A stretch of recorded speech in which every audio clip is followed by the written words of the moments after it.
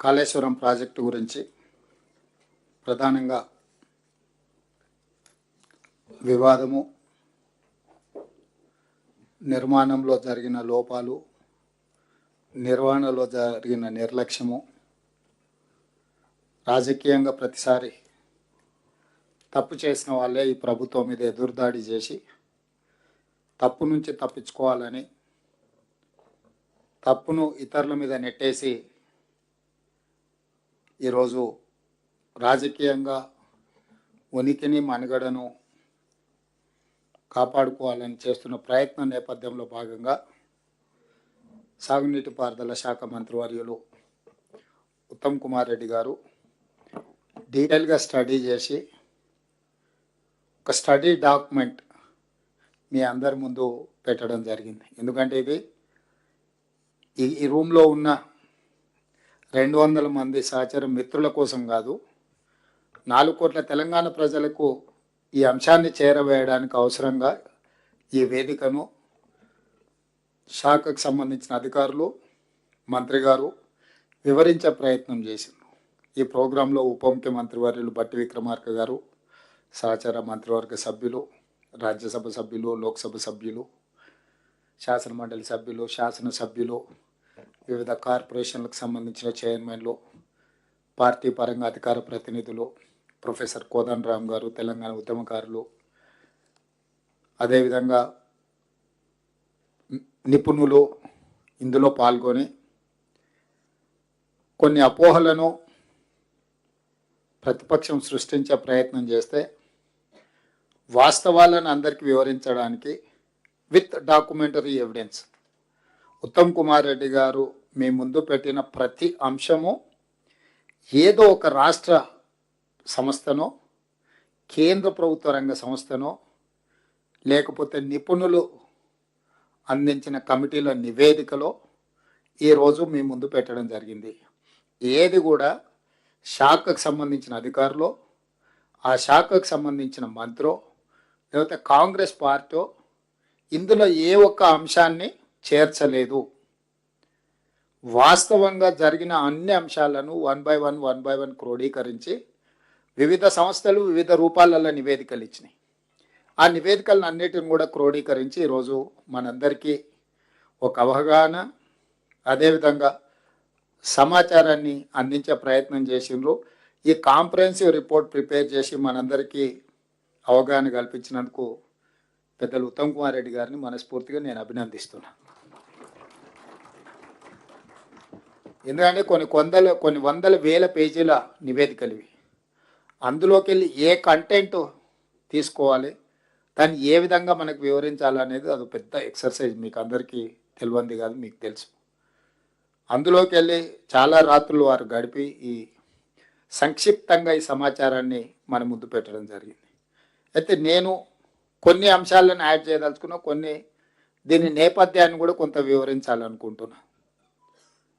Doctor YS Rajasekhara Reddy గారు జలయజ్ఞంలో భాగంగా ఆనాడు ప్రాణహిత ఆదిలాబాద్ మహారాష్ట్ర సరిహద్దులో తుమ్మిడిహెట్టి దగ్గర ప్రాజెక్టును నిర్మించి చేవెళ్ళ వరకు, రంగారెడ్డి జిల్లా చేవెళ్ళ వరకు నీటిని తరలించాలని, ఆ క్రమంలో ఆదిలాబాద్, కరీంనగర్, నిజామాబాద్, మెదక్, రంగారెడ్డి, నల్గొండ ఈ అన్ని జిల్లాల ఆయకట్టు సాగునీరు, తాగునీరు, అదేవిధంగా పరిశ్రమలకు కూడా నీళ్లను కేటాయించుకుంటూ 16,40,000 ఎకరాలకు నీళ్లు అందించాలని ఆనాడు ఈ బృహత్తరమైన ప్రాజెక్టును వారు చేపట్టి ప్రాణహిత చేవెళ్ళ సుజల స్రవంతి అని ఆ రోజు ప్రాజెక్టుకి పేరు పెట్టడం జరిగింది.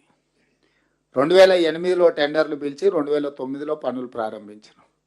ఆ తర్వాత కాకా వెంకటస్వామి గారు రాజశేఖర రెడ్డి గారికి, కేంద్ర ప్రభుత్వానికి విజ్ఞప్తి చేసి ఈ ప్రాజెక్టుకు డాక్టర్ బిఆర్ అంబేద్కర్ ప్రాణహిత చేవెళ్ళ ప్రాజెక్టుగా ఆ రోజు నామకరణం చేసే విధంగా కాకా వెంకటస్వామి గారి విజ్ఞప్తి మేరకు ఆనాడు ఉమ్మడి ఆంధ్రప్రదేశ్ ప్రభుత్వం దీన్ని డాక్టర్ బిఆర్ అంబేద్కర్ ప్రాణహిత చేవెళ్ళ ప్రాజెక్టుగా పేరు మార్పు చేయడం జరిగింది. అదేవిధంగా రాజశేఖర రెడ్డి గారు పనులు మొదలుపెట్టిన తర్వాత అకాల వారి మరణం, రోసయ్య గారు రావడం, తర్వాత కిరణ్ కుమార్ రెడ్డి గారు ముఖ్యమంత్రిగా రావడం, పనులు కొనసాగడం, 2012 మే నెలలో కిరణ్ కుమార్ రెడ్డి గారు ఉమ్మడి ఆంధ్రప్రదేశ్ ముఖ్యమంత్రిగా మహారాష్ట్ర ముఖ్యమంత్రి పృథ్వీరాజ్ చవాన్ గారితో ఒక ఒప్పందం చేసుకున్నారు.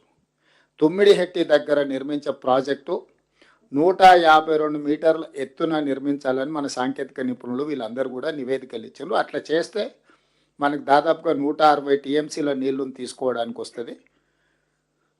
చాలా వరకు లిఫ్టులు లేకుంటే గ్రావిటీతోనే నీళ్ళు అందించే అవకాశం ఉంటుంది. అక్కడక్కడ కొన్ని లిఫ్టులు వచ్చినా చాలా తక్కువ విద్యుత్ వినియోగం ద్వారా 16,40,000 ఎకరాల ఆయకట్టుకు ప్రాజెక్టు నిర్మించాలని ప్రాథమికంగా ఆ రోజు పృథ్వీరాజ్ చవాన్, ఉత్తమ్ కుమార్ రెడ్డి గారు మన 152 మీటర్లు అడిగితే వాళ్ళు 148 మీటర్లకు ఒప్పుకున్నారు.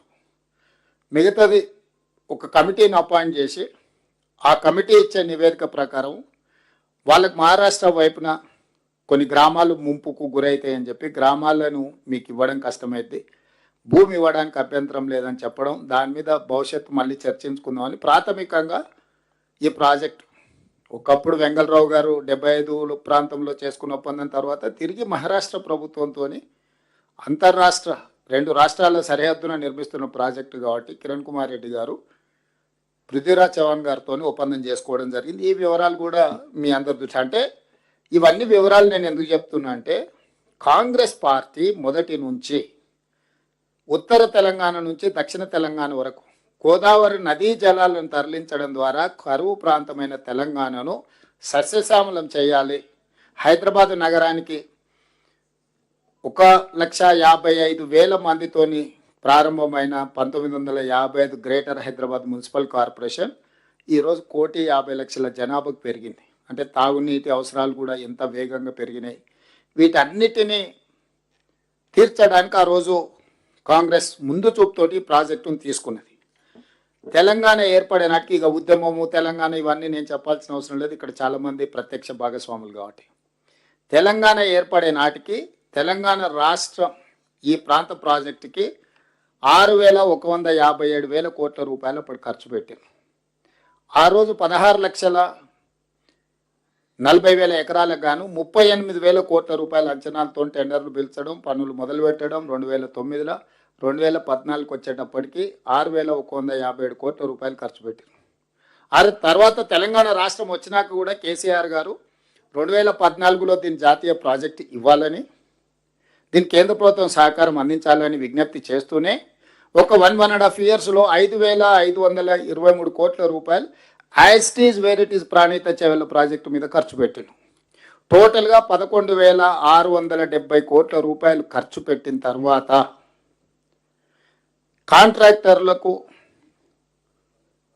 కాంట్రాక్టర్ల నుంచి కేసీఆర్ వసూలు చేసుకోవచ్చిన కమిషన్లో వచ్చిన చర్చలో భాగంగా ఆనాడు ఈ ప్రాజెక్ట్ రీడిజైనింగ్ అనే పేరు మీద కేసీఆర్ ఆలోచనలు మారిపోయినాయి సంవత్సరం తర్వాత.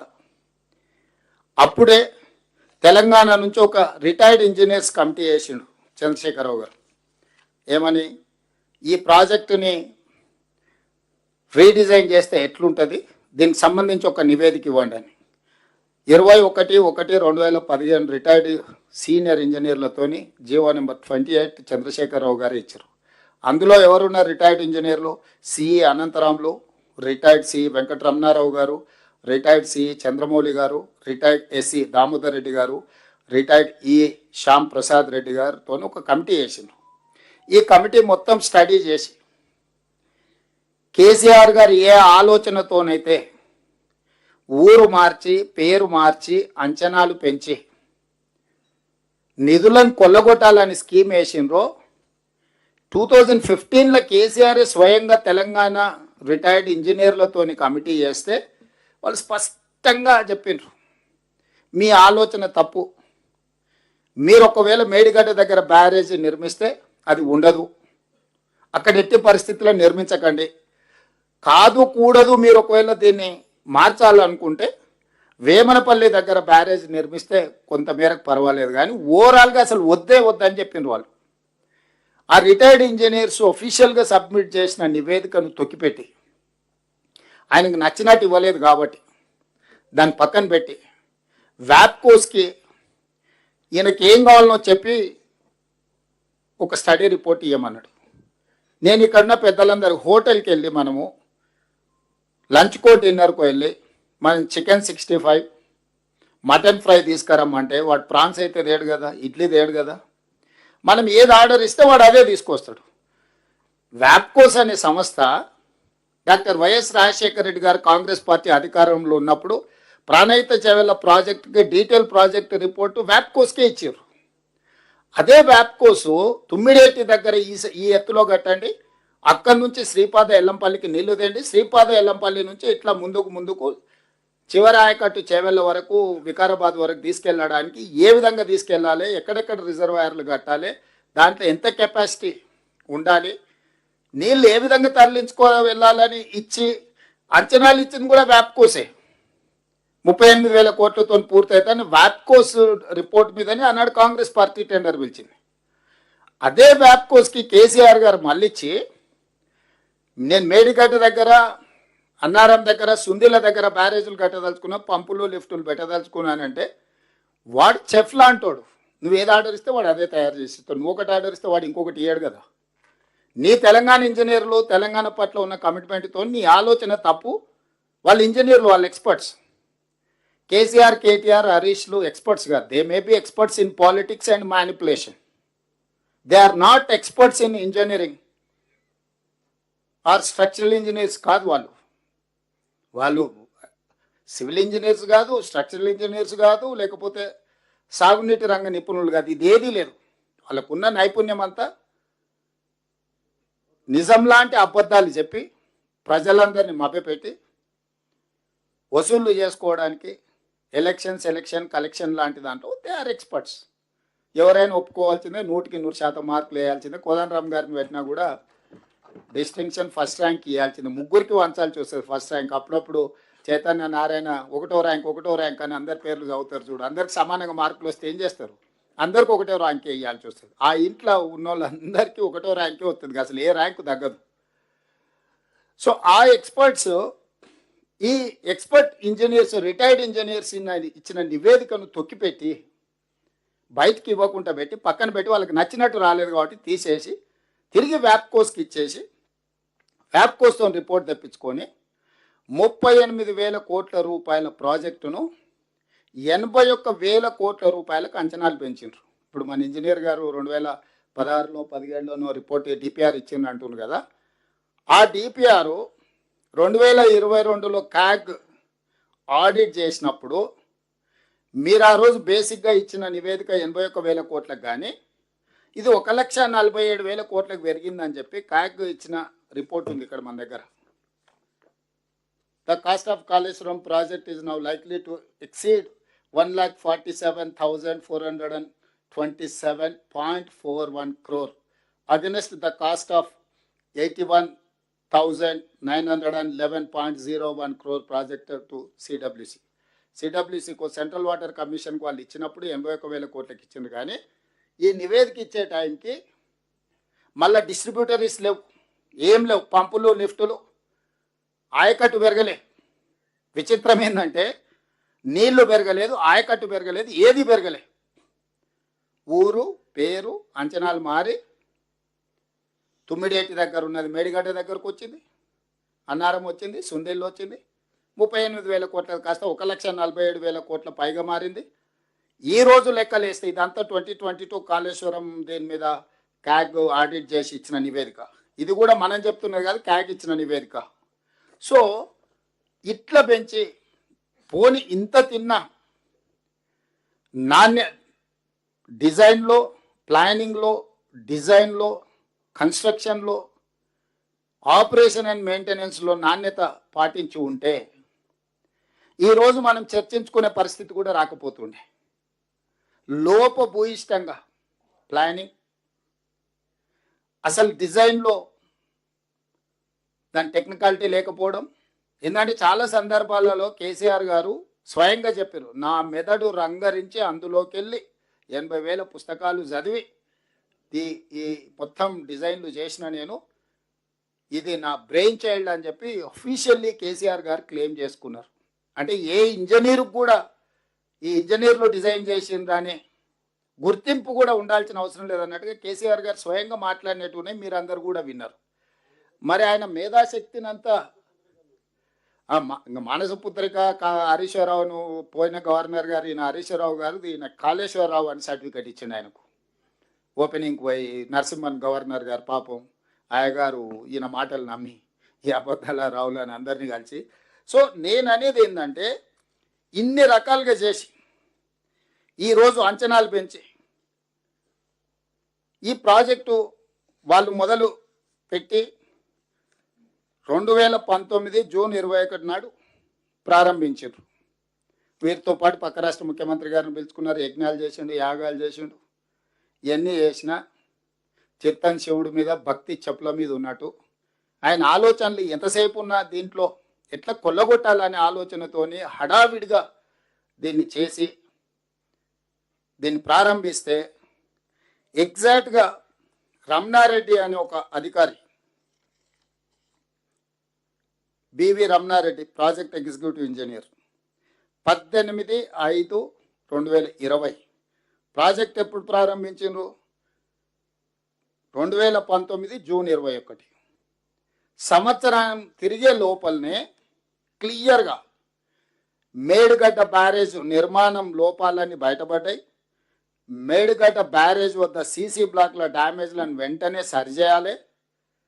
కాలేజ్ అదేవిధంగా ఇందులో రిపేర్ చేయకపోతే ప్రమాదం ఉందని బివి రమణారెడ్డి అని ఒక project executive engineer with in a year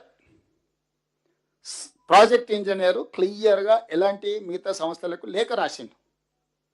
అయ్యా మీరు ప్రారంభించిన ప్రాజెక్టు దెబ్బతిన్నది, దీన్ని ఇమ్మీడియట్గా రిపేర్ చేసి రిస్టోర్ చేయకపోతే ఇది మొత్తానికే కొంప మీదకి వస్తుందని అధికారి అప్పుడే గుర్తించండు. ఇదేదో 2023లోనో 2024నో లేకపోతే ఉత్తమ్ కుమార్ రెడ్డి గారు రేవంత్ రెడ్డి గారు గుర్తించింది కాదు. చంద్రశేఖరరావు గారు అపాయింట్ చేసుకున్న ప్రాజెక్ట్ ఎగ్జిక్యూటివ్ ఇంజనీర్ అటు మేడిగడ్డ వర్క్ చేసే ఇంజనీర్ ఎల్ఎన్టీకి స్పష్టంగా 18/5/2020 ప్రాజెక్టు ప్రారంభించిన 11 నెలల్లోనే ఇందులో లోపాలు ఉన్నాయి, దీంట్లో సమస్య ఉన్నది, దీన్ని తక్షణమే రిపేర్ చేయండి అని లెటర్ రాస్తే ఆ కంపెనీ రిపేర్స్ చేయలే. ఎందుకంటే ఇవ్వాల్సిన దానికంటే ఎక్కువ కమిషన్లు ఇచ్చిన ఇంకా ఇదే చేసుడు ఎక్కువ, ఇంకా మళ్ళీ రిపేర్ ఒకటి చేసుకుంటే కూర్చుంటాడా అని చెప్పి వాడు నాకేంది నువ్వు చెప్పేదని వాడు అసలు పట్టించుకోలే. సో ఈ ప్రాజెక్టులో మీ అందరికీ నేను ఇచ్చే సమాచారం ఏంటంటే 19లో ప్రారంభిస్తే 20లోనే సమస్య వచ్చింది. ఇమ్మీడియట్గా దాన్ని రిపేర్ చేయలే. రిపేర్ చేయకపోవడం వల్ల డే బై డే అది పెరిగి పెద్దదై అది పూర్తిగా కుప్పగూలే పరిస్థితి వచ్చింది. దీంట్లో ఈరోజు అదేవిధంగా 20లో అట్లా జరిగింది. ఇప్పుడు కన్నెపల్లి పంప్ హౌస్ దగ్గరకు పోయింది. ఇక కన్నెపల్లి ఎంత సుఖమైందా అంటే 2022 జూలై 14 గోదావరిలో వరద వస్తే కన్నెపల్లి అన్నారం పంప్ హౌజులు రీటైనింగ్ వాల్ పంప్ హౌస్ ఇక్కడ కడితే గోదావరి జలాలు ఇందులోకి రాకుండా గోడ అడ్డం కడితే అది నాణ్యత లేకపోవడం వల్ల కుప్పగూలితే మొత్తం కన్నెపల్లి పంప్ హౌస్ ఫోటోలు చూపిస్తున్నాం మీకు. ఇది నీళ్లు నిండిపోయింది, ఇది లోపల మిషన్లు మొత్తం కెమెరా క్లోజప్ తీసుకురా. ఈరోజు కన్నెపల్లి అని చెప్తున్నాడు కదా, ఇగో ఇది కన్నెపల్లి పంప్ హౌస్. ఇది ఎప్పుడు 2022లోనే ఈ పంప్ హౌస్లకు అడ్డంగా కట్టిన గోడ, నీళ్లు రాకుండా కట్టిన గోడ ఒక్కసారిగా గోదావరి జలాలు ఉధృతి పెరగానే ఆ గోడ కుప్పగూలి మొత్తం నీళ్లు పంప్ హౌస్లోకి వస్తే ఇవి కొన్ని మీటర్ల ఎత్తు నీళ్లు నిండినాయి. ఇది మొత్తం పంపులు లిఫ్టులు మోటార్ల పరిస్థితి ఇది మీకు చూపిస్తే మంచిది. సో ఇప్పుడు దీంట్లో ఉన్న పరిస్థితి ఇది. కాబట్టి ఒకవేళ మీకు చూపిస్తే అంటే నేనేమంటున్నానంటే ఇది ఒక్కరోజు ఒక్కటేసారి వచ్చిన సమస్య కాదు. 20లో బ్యారేజ్ల దగ్గర సమస్య వచ్చింది, 22లో పంప్ హౌస్ల దగ్గర సమస్య వచ్చింది, 23 వరకు పట్టించుకోకపోవడం వల్ల 2023 అక్టోబర్ 21న 4 ఏళ్ళకి అంటే కట్టి మొత్తంలో 7వ బ్లాక్ దగ్గర ఉండే పిల్లర్స్ 19, 20, 21 6 పిల్లర్స్ కూలిపోయినాయి. కూలడానికి కారణం ఏంటంటే నేను ఊరు భాషలో చెప్తా. మనం ఇల్లు కట్టేటప్పుడు ఊర్లో ఉండే మేస్త్రి కూడా బునాది దొవుతాడు, బునాది గట్టివాడే వరకు గుంత దొవుతాడు. ఒకసారి లూజ్ మట్టి ఉంటే బునాది 10 ఫీట్లకు పోతుంది, కింద హార్డ్ రాక్ వచ్చి ఏదన్నా వస్తే మనం 3 ఫీట్లో 4 ఫీట్లో బునియాద్ తవ్వి దాన్ని ఒక బేస్ చేసి దాని నుంచి పిల్లర్లు లేపుతాం. మనం ఎన్ని ఫ్లోర్లు ఎత్తుపోదలుచుకుంటాం దాని లెక్క బట్టి భూమిలో బునియాద్ చేస్తాం. ఇక్కడ మేడిగడ్డ కానీ అన్నారంలో కానీ సుందిళ్లలో కానీ ఎక్కడైతే బ్యారేజీలు కట్టాలనుకున్నారో భూమిలో పరీక్షలు చేయలేదు. సరార్దర్ కాటన్ అప్పుడు అక్కడ బ్యారేజ్ కట్టినప్పుడే ఆయన ఇక్కడి వరకు చేసి ఇచ్చంపల్లి వరకు సర్వే చేసి ఇచ్చంపల్లి దగ్గర కడితేనే ఉంటుంది. ఇక్కడ ఎక్కడ కూడా ఈ భూమి బ్యారేజీలు కట్టడానికి ఇది సరైన ప్రాంతం కాదు అని చెప్పి సరార్దర్ కాటన్ ఆ రోజుల్లో నివేదిక ఇచ్చిండు. ఇచ్చంపల్లి వరకు అక్కడి నుంచి చేసుకుంటూ వచ్చి.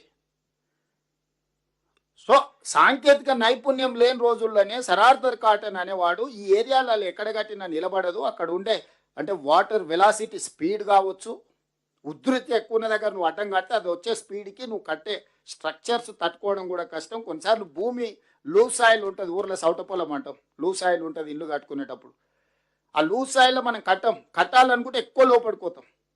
లేదనంటే కింద దాన్ని తట్టుకునేటట్టు మొత్తం కింద బేస్ తయారు చేసి దాని మీద నుంచి పిల్లర్ లేపుతాం. సో ఇక్కడ కేసీఆర్ హడావిడి, ఆయనకు అర్జెంటుగా 1000 కోట్లు కావాలి, 2-3 ఏళ్ళలోనే దీన్ని మొత్తం చేయాలి, 2-3 వేలలోనే 1000 కోట్లు సంపాదించుకోవాలని తోటి ఆయన బునియాదిలో ఉన్న భూమి యొక్క పటిష్టతను అసలు లెక్క చేయలే. అదే చెప్పిండ్రు ఎక్స్పర్ట్స్. ఈయన ఏం చేసిండు, కొంత లోపలికి పోయిండు, ఇంకా కింద ఇసుకనే ఉంది, ఇక్కడికే ఆపేసి ఇక్కడ నుంచి నిర్మించిండు, అన్ని కట్టేసిండు. ఓదానికోటి లింక్ ఉన్నది కాబట్టి కొంతకాలం ఇట్లా ఆగింది. ఆగిన తర్వాత ఈరోజు మీకు మేడిగడ్డ దగ్గర ఉన్న రిజర్వాయర్ కెపాసిటీ 16 టీఎంసీలు, ఆ తర్వాత అన్నారం 10 టీఎంసీలు, ఆ పైన 8 టీఎంసీలు దాని హయ్యెస్ట్ కెపాసిటీ. కానీ ఎప్పుడు కూడా మనం ఏదైనా రిజర్వాయర్ కానీ బ్యారేజ్ కానీ డ్యామ్ కానీ కట్టినప్పుడు దాని కెపాసిటీస్ను కొత్తగా మొదలుపెట్టినప్పుడు first year 25%, second year 25%, third year 25%, fourth year 100% of the capacity of that barrage, dam or reservoir ఏదైనా అట్లా సాంకేతికంగా చేసుకుంటూ ఫస్ట్ 25% నీళ్లు నింపినప్పుడు ఇందులో ఏం సమస్యలు వస్తున్నాయి, భూమి ఏమైనా కుంగుతుందా, దీనివల్ల ఏమైనా డ్యామేజ్ ఉందా, ఏమైనా కొట్టుకపోతుందా ఏదో తెలుసుకో. అట్లా ఎవ్రీ ఇయర్ ఇది మెథడ్ అట్లా లెక్కేసుకొని చేస్తారు. సో చంద్రశేఖరరావు గారు 16 టీఎంసీల నీళ్లు ఇట్లా పెద్ద ఎత్తున కనిపించేటట్టు దాంట్లో నీళ్లు నిండా నింపి పెట్టి బస్సులలో అందరినీ తీసుకుపోయి చూపించండి. ఎలక్షన్ల ముందర మీకు అందరు గుర్తుండాలి. ఊర్లలో నుంచి బస్సులు వేసి రైతులందరినీ తీసుకెళ్తున్నాను, రోజు జాతరలాగా తీసుకెళ్ళి వాళ్ళకి చూపించడానికి ఆయన సముద్రాన్ని వీడికి తెచ్చినాన్ని భ్రమలు కల్పించడానికి. బ్యారేజ్ అనేది ఇంతకుముందు ఉత్తమ్ కుమార్ రెడ్డి గారు చెప్పినట్టు వాటర్ డైవర్షన్ అంటే water maybe left, water maybe divert చేయడానికే బ్యారేజ్. శ్రీశైలం, నాగార్జున సాగర్ రిజర్వాయర్లు అంటే నీటి నిల్వ చేస్తాం, నీటిని వినియోగించుకుంటాం. రిజర్వాయర్ ఆర్ డ్యామ్ అంటే నీళ్లు నింపుకొని అవసరం మేరకు కొంత వాడుకుంటూ ఏ రకంగా తీసుకోవాలో చేసుకుంటాం. బ్యారేజ్ అంటే సింపుల్ వచ్చే నీళ్ళకు అడ్డుకట్ట కట్టి ఆ నీళ్లు లిఫ్ట్ చేయడానికి అవసరమైన పంపులు లిఫ్ట్ చేయడానికి అవసరమైనంత స్టోరేజ్ పెట్టుకొని టకా ఎట్లా ఫ్లడ్ వస్తుందో అట్లా ఎత్తుకొని అవతలకు పోసుకుంటాం. సో ఇక్కడ కూడా మేడిగడ్డలు ఎత్తి అన్నారంలో వస్తాం, అన్నారంలో ఎత్తి సుందిళ్ళలో పోస్తాం, సుందిళ్ళలో ఎత్తిన నీళ్లు శ్రీపాదెల్లంపల్లిలో పోస్తాం. అంటే మీకు మేడిగడ్డ కింద ఆయకట్టు లేదు, అన్నారం కింద ఆయకట్టు లేదు, సుందిళ్ళ కింద ఆయకట్టు లేదు. ఇవన్నీ ఏంటంటే సైపనింగ్ సైమల్టేనియస్గా పనిచేయాలి. ఏ ఒక్కటి ఆగిపోయినా కూడా నువ్వు ఎత్తలేవు, పోయలేవు. మేడిగడ్డలు ఎత్తి కన్నెపల్లి పంప్ హౌస్ ఎత్తి నీళ్లు పోయంగానే అన్నారం దగ్గర ఉండే పంప్ హౌస్ ఎంబడే ఎత్తి మళ్ళీ సుందిళ్ళలో పోస్తే సుందిళ్ళలో ఉన్న పంపులు ఎత్తి శ్రీపాదెల్లంపల్లిలో పోయాలి. శ్రీపాదెల్లంపల్లి నుంచి ముందుకు నీళ్లు కాలువల ద్వారా ఇవ్వాలి. ఇది దీని స్టైల్ ఆఫ్ అంటే ఫంక్షనింగ్ యొక్క రూపకల్పన. ఎప్పుడైతే మేడిగడ్డను పెద్దగా చూపించి బంగాళాఖాతాన్ని మంతనికి తీసుకొచ్చిన భ్రమలు కల్పించడానికి దాంట్లో దాదాపుగా 16 టీఎంసీలు మొత్తం కెపాసిటీకి నీళ్లు నింపెట్టింది, 11-12 టీఎంసీ. ఎప్పుడైతే దాని మీద వజన్ గట్టిగా పడ్డదో భూమి అణిగింది. భూమిలో లేయర్స్ పొరలు ఉన్నప్పుడు ఆ భూమి అనేది కిందికి కుంగింది. ఎప్పుడైతే ఇది కుంగిందో ఈ బ్యారేజ్ కింద పిల్లర్స్ ఇప్పుడు సీకెంట్ పాయిల్ టెక్నాలజీ అన్నాడు కదా, పిల్లర్స్ లాగా కట్టారు కదా ఇట్లా అన్ని వరుస పెట్టి. భూమి ఎప్పుడైతే తగ్గిందో ఈ పిల్లర్ ఈయన నిలబడిపోయింది, కిందున్న భూమి కిందికి పోయింది. కిందికి భూమి ఎప్పుడైతే పోయిందో ఇందులో నీళ్ళు యువతలకి బయటకు వచ్చినాయి. ప్రెషర్కి వాటరు ఇది ఇట్లనే ఉంది, దీని కింది నుంచి ఇసుక మొత్తం పోయి యువతలకి నీళ్ళు వచ్చినాయి. అప్పుడప్పుడు మనము కాలువ కట్టున్న కింది నుంచి నీళ్ళు పోతాయి కదా, లూజ్ ఉంటే ఎలకలు పొక్కలు పెట్టినప్పుడు వ్యవసాయం చేసే వాళ్ళు చాలామంది గట్లు గిట్లు ఉంటే ఎలకలు పొక్క పెడితే నీళ్ళు ఇడవంగానే అందుకెళ్ళిపోతాయి నీళ్ళు. మొత్తం ఇసుక మీద ఈయన బ్యారేజ్ కట్టిండు, ఆ ఇసుక మేడలు కట్టిండు. ఈ ఇసుక మేడలు ఎప్పుడైతే కట్టిండో యువతల నీళ్లు 16 టీఎంసీలు ఎప్పుడైతే నింపిండో రోజుల కొద్ది అట్లే ఉంచిండో దాని మీద ఎప్పుడైతే వెయిట్ అధికంగా బరువు అధికంగా పడ్డదో భూమి అనేది సెటిల్ అయిపోయింది. మధ్యలో మధ్యలో పొరలు ఉన్న భూమి అంతా కన్సాలిడేట్ అయిపోయింది. ఎప్పుడైతే కన్సాలిడేట్ అయిందో ఈ పైల్స్ కింద ఉన్న పైల్స్కి భూమికి గ్యాప్ వచ్చేసింది. ఎప్పుడైతే గ్యాప్ వచ్చిందో ఇందులో నుంచి నీళ్ళు యువతలకి వెళ్ళినాయి. ఎప్పుడైతే నీళ్ళు వచ్చినో యువతలు ఉన్న స్ట్రక్చర్స్ అన్ని కొట్టుకుపోయినాయి. ఎప్పుడైతే ఈ బ్యారేజ్లు వరుసగా ఇంత పెద్దది ఉంది కదా, ఏడైతే ప్రెషర్ వాడి నీళ్ళు పోయినో ఏడ కింద పోయిందో ఇది కిందికి పోయింది. అదే 19th pillar 1.5 metres with in డేస్లో కింది కుంగిపోయింది. ఇట్లా ఉండాల్సింది. ఎప్పుడైతే కింది కుంగిపోయిందో గేట్ల అలైన్మెంట్, బ్రిడ్జ్ బ్యారేజ్ అలైన్మెంట్ ఎప్పుడైతే తప్పిందో గేట్ల అలైన్మెంట్ తప్పింది. గేట్ల అలైన్మెంట్ ఎప్పుడైతే తప్పిందో అది తెరుచుకోనికే మూసుకోనికే లేకుండా పోయినాయి. దాంతో 6-7 మొత్తం ఉన్న 2 కిలోమీటర్లలో ఉన్న పిల్లర్స్లో ఇది పోయింది. ఇప్పుడు కేసీఆర్ అంటాడు కానీ 4 పిల్లర్లు కుంగిపోతే ఏమైందని. వెన్నుపూసల 4 పూసలు పోయినాయి అనుకో. ఈ కాళేశ్వరం ప్రాజెక్టుకు మేడిగడ్డ బ్యారేజ్ అనేది వెన్నుపూస లాంటిది గోదావరి జలాల ఎత్తిపోతలకు.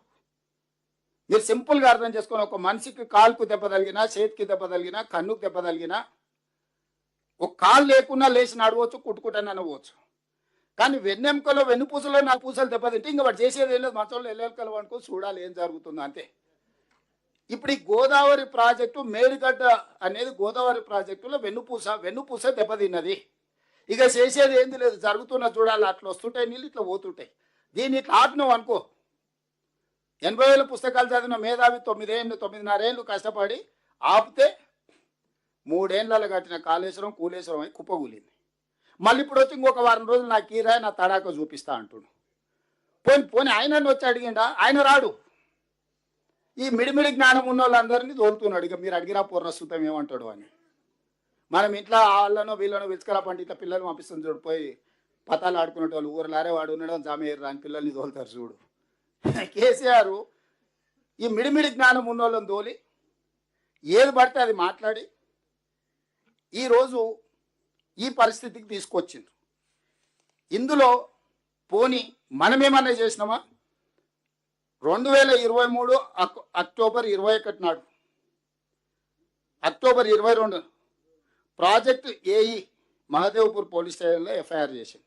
అని మేము కేసు పెట్టలేదు. ప్రాజెక్టు కుప్పగూలిపోయిందని చెప్పి ఎఫ్ఐఆర్ చేసిందే కేసీఆర్ గవర్నమెంట్. మహదేవ్పూర్ పోలీస్ స్టేషన్లో ఇది కుప్పగూలిందని ఫస్ట్ కేసు పెట్టింది కూడా వాళ్ళే. ఎఫ్ఐఆర్ చేసింది వాళ్ళ హయాంలోనే. మనం కూడా ఏం పోలీస్ కేసు పెట్టలే. దాని తర్వాత 23 అక్టోబర్ 22 తేదీన, అంటే సేమ్ ఆ ప్రభుత్వం ఉన్నప్పుడే, national dam safety authority Medigadda కుంగుపాటుపై ఒక కమిటీని నియమించింది. వాళ్ళు నవంబర్ 1 నాడు ఎన్డీఎస్ఏ నివేదిక ఇచ్చారు, ప్రిలిమినరీ నివేదిక. ఇది నివేదిక మొత్తం ఉత్తమ్ సార్ చెప్పిండు.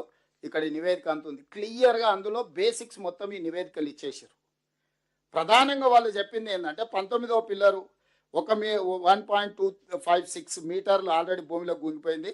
దీంట్లో ప్లానింగ్, డిజైనింగ్, నాణ్యతను నియంత్రించలేదు మరియు నిర్వహణ లోపాల వల్లని పిల్లర్లు కుంగిపోయినాయి. అంటే ఏ ఒక్క దాంట్లో కూడా వీళ్ళు పాటించాల్సిన నిబంధనలు పాటించలేదు.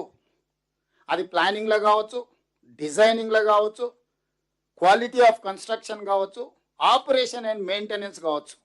0 నుంచి 100 వరకు పని మొదలుపెట్టినప్పటి నుంచి కుప్పగూలే వరకు ఏది బాధ్యతతో చేయలేదు, ఏది భద్రంగా చేయలేదు. ఇది మొత్తం కుప్పగూలిపోయిందని చెప్పి NDSA, who are experts in this subject, మనందరం చూసి బాగుంది బాగాలేదు చెప్పొచ్చు, వంక ఉందా టింక ఉందా మనం చెప్పొచ్చు. కానీ దీంట్లో స్టీల్ ఎంత ఉంది, సిమెంట్ ఎంత ఉంది, స్ట్రక్చర్ ఎంత ఉంది, స్ట్రెంత్ ఎంత ఉంది. ఇప్పుడు మనం ఫ్లోర్స్ని బట్టి steel rod size 19 mm వేయాలన్నా, 17 mm వేయాలన్నా, కాంకర ఏం వేయాలి, దీనికి ఒక సైన్స్ ఉంది కదా. ఎంత సిమెంట్ వాడాలి, ఎంత శాండ్ వాడాలి, ఇవన్నీ వాళ్ళు క్లియర్గా. ఈ మొత్తం బ్యారేజే దెబ్బతిన్నది దీనివల్ల. ఈ ఒక్క బ్లాక్ దెబ్బతిన్నదానికి ఒక్క బ్లాక్ కాదు, ఇక్కడ నుంచి అక్కడి వరకు కింద భూమిలో ఒకే రకమైన సాంకేతిక నైపుణ్యంతో నిర్మించారు. భూమి కూడా ఒకే రకంగా ఉంది. ఇప్పుడు మీరు ఏం చేయాలన్నా మీరు ఇందులో నీళ్లు నిలబెడతారంటే ఇది కుప్పగూలుతుంది. ఫస్ట్ మొత్తం కాల్ చేయరు, గేట్లు ఎత్తురు, నీళ్లు కాల్ చేయరు. అసలు భూమిలో ఉన్న బలం ఎంత, ఈ సీకెంట్ పాయిల్ కింద అసలు ఏముంది, మట్టి ఉందా, ఇసుక ఉందా, మెత్తగుందా, అసలు ఆల్రెడీ ఇసుక పోయి గోతి పడ్డదా, కూలడానికి సిద్ధంగా ఉందా, ఇవన్నీ ఫస్ట్ మీరు టెస్టులు చేయండి. టెస్టులు చేసినాకనే మీరు ముందుకు వెళ్ళాలి. అట్లా కాకుండా మీరు ఏది చేసినా మొత్తం అంతా కొట్టుకపోయి కిందున్న వాళ్ళంతా పోతారు, ఊర్లే కొట్టుకపోతాయని చెప్పి క్లియర్గా, క్రిస్టల్ క్లియర్గా నేషనల్ డ్యామ్ సేఫ్టీ అథారిటీ అంటే భారత ప్రభుత్వము దేశంలో ఉండే, ప్రపంచంలో ఉండే నిపుణులందరినీ ఒక దగ్గర జమ చేసి ఏర్పాటు చేసిన ప్రభుత్వ రంగ సంస్థ. కేసీఆర్ ఉన్నప్పుడే, మనం నవంబర్ 1 నాడు కేసీఆర్ ముఖ్యమంత్రి, డిసెంబర్ 7కు మన ప్రభుత్వం వచ్చింది. కేసీఆర్ ఉన్నప్పుడే ఇచ్చిండ్రు నివేదిక. ఆ నివేదికను పట్టించుకోలే, ఏది చేయలే. మనం వచ్చిన తర్వాత మనం అన్ని రకాల ప్రయత్నాలు చేసి ఎలక్షన్ టైంలో రాహుల్ గాంధీ గారు, నేను, శ్రీధర్ బాబు గారు అందరు విజిట్ చేసి మేము రాగానే జ్యుడిషియల్ కమిషన్ వేసి ఎంక్వైరీ చేస్తాం. ఆ ఎంక్వైరీ నివేదిక ప్రకారం రెస్టోర్ చేసే దాని మీద పనిచేస్తాం.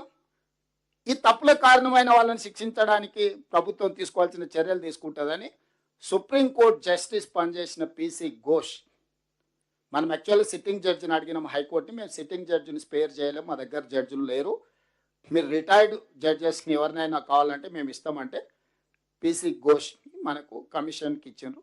అతను ఎలాబరేట్గా అందరికి అవకాశాలు ఇచ్చి, నోటీసులు ఇచ్చి, పిలిచి, నాకు తెలిసి కోదండరామ్ సార్ కూడా వెళ్ళి డిపోజిషన్ ఇచ్చిండ్రు, చాలామంది ఎక్స్పర్ట్స్ ఇచ్చిండ్రు, చాలామంది ఆఫీసర్లు ఇచ్చిండ్రు, రిటైర్డ్ ఇంజనీర్లు ఇచ్చిండ్రు, కేసీఆర్ను, కేటీఆర్ను, ఆఫీసర్లను అందరినీ పదే పిలిచిండ్రు. హరీష్ రావు వాళ్ళకి మనం ఇచ్చిన నివేదికలను కూడా లెటర్ పెట్టి తెప్పించుకున్నాడు. అన్ని రకాలు చేసినాక ఫైనల్గా ఆయన ఇచ్చిన రిపోర్టు ఏం చెప్పిండో కూడా ఉత్తమ్ సారు ఈరోజు చెప్పిండు. సో ఇంత జరిగినాక ఈరోజు స్పష్టంగా ఎన్డీఎస్ఏ కానీ, విజిలెన్స్ అండ్ ఎన్ఫోర్స్మెంట్ కానీ, ఎనీ డిపార్ట్మెంట్, ఎక్స్పర్ట్ డిపార్ట్మెంట్, ఇప్పుడు ఉత్తమ్ కుమార్ రెడ్డి గారు చూపించిన ఏ డిపార్ట్మెంట్ కూడా as it is where it is కింద మీరు గేట్లు మూసేసి నీళ్లు నింపండి, పంపులు ఆన్ చేయండి, నీళ్ళు ఎత్తిపోయండి అని చెప్పలే. మీరు ఇవన్నీ టెస్టులు చేసే వరకు ఏది ముట్టుకున్నా జరిగే ప్రమాదంకి మీరే బాధ్యత వహించాల్సి ఉంటుంది. ఇది ప్రమాదం జరగడానికి ఎక్కువ అవకాశం. Not only Medigadda, similar technology, similar సిస్టమ్లు ఉన్నాయి, అవి కూడా కొన్ని క్రాక్స్ వచ్చినాయి. మనం వచ్చినా కూడా నీళ్లు, బుడగలు అవి వస్తే వాటిని కొంత ఏదో చేసే ప్రయత్నం చేసినాం. చివరికి వాళ్ళు ఇచ్చిన దాంతో అన్ని గేట్లు పైకి ఎత్తి పెట్టినాం. గోదావరి నుంచి వచ్చే నీళ్ళు చక్కగా కిందికి పోయేటట్టు, ఎందుకంటే ఆపితే నీళ్లు నిండితే దీని మీద బరువు పడితే భూమి లోపడిపోతే ఉన్న బ్యారేజీలు కూలితే కింద ఉన్న భద్రాచలం వరకు కొట్టుకుపోతుంది. ఇది సింపుల్గా. సో దీన్ని దృష్టిలో పెట్టుకొని ఎంతైతే అంత వేగంగా దీని పనులు చేయాలని, ఏదో మేస్త్రీలను తీసుకొచ్చి కట్టేదైతే దబదబ తెచ్చి 4 ఇటుక పిల్లలు అడ్డం పెట్టి 4 ఇసుక బస్తాలు వేసి వేసేటోళ్ళం.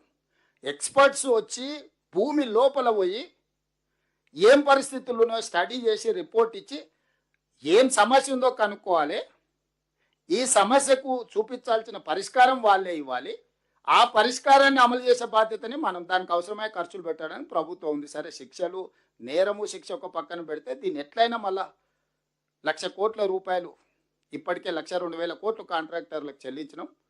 దీన్ని ఎట్లయినా నిలబెట్టుకోవాలని మేము తాపత్రయపడుతున్నాం. కానీ మా తాపత్రయం అనేది కేసీఆర్ లాగానే 80,000 పుస్తకాలు చదివినా అని, ఉత్తమ్ కుమార్ రెడ్డి గారు ఆర్మీలో పనిచేసిండ్రని, నేను ఊర్లో వ్యవసాయం పనిచేసి వచ్చిన మా తెలివితేటలు ప్రదర్శిస్తే ఇక అది ఏం జరుగుతుందో ఎవరు ఊహించలేరు. అక్కడికి కూడా మేము ఎక్స్పర్ట్స్ని ఒక్కొక్క దగ్గర ఒక్కొక్కరిని ఏర్కొచ్చి దేశంలో ఉండే వాళ్ళన్ని సంస్థల్ని కూడి చేసి, ఇప్పుడు పరీక్షిత్తును కూడా గవర్నమెంట్ ఆఫ్ ఇండియాకి లెటర్ పెట్టి ఆర్మీ ఎక్స్పర్ట్ను డెప్యుటేషన్ మీద తెచ్చుకున్నామని రిక్వెస్ట్ చేసి government of India, is not from our service, is tunnel expert. Jammu Kashmir ఏరియాలో లాంగెస్ట్ టన్నెల్స్ ఇట్లాంటి పనులు చేయడానికి ఆయన టన్నెల్ ఇట్లాంటి దాంట్లో is one of the best minds in India. Uttam Kumar Reddy గారు వారికి ఉన్న పరిచయంతో కనిపెట్టి చేసుకొని తెచ్చుకుంటే, నేను పోయి నాకున్న పరిచయాన్ని బట్టి వారిని డెప్యుటేషన్ మీద తెలంగాణ స్టేట్ గవర్నమెంట్కి, అటు శ్రీశైలం ఎస్ఎల్బిసి ఇటువన్నీ చేయడానికి ఆర్మీలో ఉండే ఎక్స్పర్ట్స్ని కూడా మనకున్న పరిచయంతో వాళ్ళందరినీ తీసుకొచ్చి ఈరోజు తెలంగాణ రాష్ట్రంలో మనం పనులు చేస్తున్నాం. ఒక పక్కన మనం ఇచ్చేస్తుంటే ఈరోజు మీరు నీళ్లు నింపుతారా లేదా, నీళ్లు ఎత్తుతారా లేదా, వారం రోజులు మాకు అప్పచెప్పండి, మా తడాకా చూపిస్తాం. ఏమన్నా ఇక నేను కాదు కానీ మా అయ్య వస్తాడు అప్పచెప్పురు అని ఈయన బయలుదేరాడు. మరి దీనికి కారణం ఏంది? రెండోగా ఆయన అంటాడు, అసలు కేసీఆర్ చాలా దూరదృష్టితోని ముందు చూపుతోటి కాళేశ్వరం కట్టిండు, కరువు వచ్చినప్పుడు ప్రజలకు వనుకొస్తుందని. నేను ఒక మాట చెప్పదలుచుకున్నా ఆయన గారికి, తాటి చెట్టు లాగా పెరిగితే సరిపోదు, తలకాయలు ఏమన్నా గుజ్జు ఉండాలి. ఎందుకంటూ నీ మాట అంటే ఎల్నినో ద్వారా కరువు వస్తే వర్షాలు లేవు, వరదలు లేదు, తుఫాన్ లేదు, నీళ్ళే లేవు. మేడిగడ్డ అన్నారం సుందిలో ఎత్తేది ఎట్లనే? ఇవి కట్టింది దేంది? వరద నీళ్ళు, గోదావరిలో వరద నీళ్ళు ఉధృతంగా వచ్చినప్పుడు ఎత్తి దాచిపెట్టుకునికే కట్టిరు. అంతేనా మిత్రులారా? ఇదేంది? దీని బేస్ ఏంది? ఫ్లడ్ వస్తుంది, ఫ్లడ్ వచ్చినప్పుడు వరద జలాలు 90 రోజులు వస్తాయి, 90 రోజులలో రోజుకు 2 టీఎంసీలు అయితే 180 టీఎంసీలు తీసుకెళ్ళి వేరే వేరే రిజర్వాయర్లలో మనం పోసుకోవాలనేది కదా మొత్తం ఈ ప్రాజెక్టు యొక్క ఫిలాసఫీ. మొత్తం స్థూలంగా ఈ ప్రాజెక్టు యొక్క ఆలోచన, అంచనా, నిర్మాణం ఉధృతంగా వరద జలాలు వచ్చినప్పుడు ఆ వరద జలాలు పోయి బంగాళాఖాతంలో కలవకుండా ఎంబడెంబడి వెతుకొని పక్కకు తీసుకెళ్ళి దాచిపెట్టుకోవాలనేది పెట్టినాం. ఎలినో వచ్చి కరువు వచ్చింది, వర్షాలు వస్తలేవు అంటే చూసినావా మా మామ ఎంత మేధావి, వర్షాలు రానప్పుడు కూడా మేడిగడ్డలు నీళ్ళు ఎత్తిపోయినకే డిజైన్ చేసిండు అని అల్లుడు చెప్తుండు. ఏమన్నా అసలు అంటే basic sense or common sense or అసలు కనీస అవగాహన పరిజ్ఞానం ఉన్నోడన్నా మాట్లాడే మాటలేనా? ఇక అమాయకంగా ఉన్నోళ్ళు ఉంటే అరే నిజంగానే ఇక్కడంతా కరువు వచ్చింది, మేడిగడ్డ సుందిల్ల అన్నారం నుంచి నీళ్ళు ఎత్తిపోసిన ఉంటే మాకందరికీ నీళ్ళు వచ్చాయి కదా అని ఉత్తర తెలంగాణ రైతులందరినీ భ్రమలు కల్పించడానికి. వర్షమే వస్తలేదు, నీళ్ళే వస్తలేవు అంటే వరదడికెళ్ళి వచ్చే, వరద వస్తే ఒడిచిపట్టుకోవడానికి ఉన్న అవకాశం ఏంది, ఎత్తిపోసేది ఏంది? ఈ ప్రాజెక్టే ప్రాణహిత చేవెళ్ళ కావచ్చు, లేకపోతే పేరు మార్చిన కాళేశ్వరం కావచ్చు, అత్యధిక వర్షము, వరద, తుఫాను వచ్చినప్పుడు 2-3 వేల టీఎంసీ సముద్రంలో కలుస్తున్నాయి. ఎంబడెంబడే ఇందులోకి వెళ్ళి పంపులు, లిఫ్టులు, బ్యారేజ్లతో ఎత్తిపోసి శ్రీపాద ఎల్లంపల్లి నుంచి బయటికి తీసుకొచ్చి మల్లన్న సాగరు, కొండపోచమ్మ, రంగనాయక సాగరు, రకరకాల రిజర్వాయర్లు అప్ టు చేవెళ్ళ వరకు నీళ్లు ఫటాఫట్గా తరలించేసి అన్ని పంపులు, లిఫ్టులు పనిచేపించి ఆ నీళ్లు తీసుకెళ్ళి రిజర్వాయర్లలో నల్లు వచ్చినప్పుడు మనం ఇంట్లో బిందెలలో, కుండలలో, చెంబులలో, లేకపోతే బకెట్లలో పట్టి పెట్టుకుంటాం. గంటసేపు నల్లు వస్తే ఏం చేస్తాం? ఇంట్లో ఎన్ని ఖాళీ ఉన్నాయో అన్ని నింపి పెట్టుకొని ఆ పక్కకు పెట్టుకుంటాం. మళ్ళీ 24 గంటలు నల్లు వచ్చే వరకు పొదుపుగా వాడుకుంటాం. ఇదే సూత్రం ప్రాణహిత చేవెళ్ళ కావచ్చు, లేకపోతే ఈరోజు కాళేశ్వరం. అసలు నల్లనే రాలేదు, బిందెలలో నింపు, కుండలలో నింపు, బకెట్లలో పట్టేసి పైన ట్యాంక్కి ఎక్కి మా మామ అయితే అద్భుతంగా ఎక్కిస్తున్నాడని అల్లుడు సర్టిఫికెట్ ఇస్తున్నాడు.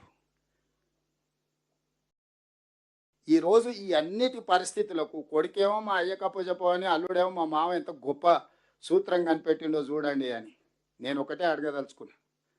ఇవాళ 9.5 ఏళ్ళు మీకు అప్పచెప్తే 8,21,000 కోట్ల రూపాయలు అప్పులు చేశారు. 3 ఏళ్లలోనే 38,000 కోట్ల రూపాయల ప్రాణహిత చేవెళ్ళ ప్రాజెక్టును 1,47,000 కోట్ల రూపాయలకు అంచనా పెంచి 1,02,000 కోట్ల రూపాయలు పేమెంట్ చేసి కట్టి ప్రారంభించిన 3 ఏళ్లలోనే కాళేశ్వరం కాస్త కూలిపోయి కూలేశ్వరం అయి కూర్చున్నది. మీకు అందిస్తే చేసిన నిర్వాకం అనేది దీన్ని విధ్వంసం అంటారు. ఫైనాన్షియల్ టెర్రరిస్ట్ అంటారు ఇంగ్లీష్లో. ఆర్థిక ఉగ్రవాది. ఉగ్రవాదం రకరకాలుగా ఉంటుంది, కానీ ఆర్థిక ఉగ్రవాద కుటుంబం కేసీఆర్ కుటుంబం. కేసీఆర్, కేటీఆర్, హరీష్ ఆర్థిక ఉగ్రవాదులు. తెలంగాణ యొక్క ఆర్థిక మూలాలను దోపిడీ చేయడమే కాకుండా విధ్వంసం చేసిండ్రు. దీనికి ప్రజా కోర్టులో మొదటి విడతగా ఒక తీర్పు ఇచ్చిండ్రు, రెండో విడతగా గుండుసున్న చేసిండ్రు, మూడో విడతగా ఇంకా చేయాల్సింది ముందుంది. సో ఈ మొత్తం అప్పుడే ఆ నేరాలన్నిటి మాఫ్ అయిపోయినట్టు అప్పుడప్పుడు 15 ఆగస్టుకు 26 జనవరికి నేరగాళ్లకు, తీవ్రమైన నేరాలు చేసిన వాళ్ళకు కూడా అప్పుడప్పుడు క్షమాభిక్ష పెడుతుంటాం, వానికి మార్పు వచ్చిందేమని. వీళ్ళు మారేటోళ్ళు కాదు, వీళ్ళు ముసుగు తోడుకొని ఉంటారు. తెలంగాణ ఉద్యమంలో ముసుగు తోడుకొని మభ్యపెట్టి మోసం చేసి అబద్ధాలు చెప్పి అధికారంలోకి వచ్చారు. వచ్చిన కాడి నుంచి దోపిడీకే ప్రాధాన్యత ఇచ్చిండ్రు. ఏ రోజు కూడా తెలంగాణ ఇంట్రెస్ట్లో పని చేయలే. నేను ఎందుకు అథారిటేటివ్గా చెప్తున్నా అంటే, ఉద్యమంలో తెలంగాణ ఇంట్రెస్ట్లో ఉద్యమం చేసిన వాళ్ళు ఒక్కరిని కూడా కేసీఆర్కి ఈ పక్కన కానీ ఆ పక్కన కానీ ఉండనియలే. వాళ్ళకి ఇంటిగ్రిటీ లేదా? వాళ్ళకు తెలంగాణ పట్ల అవగాహన లేదా?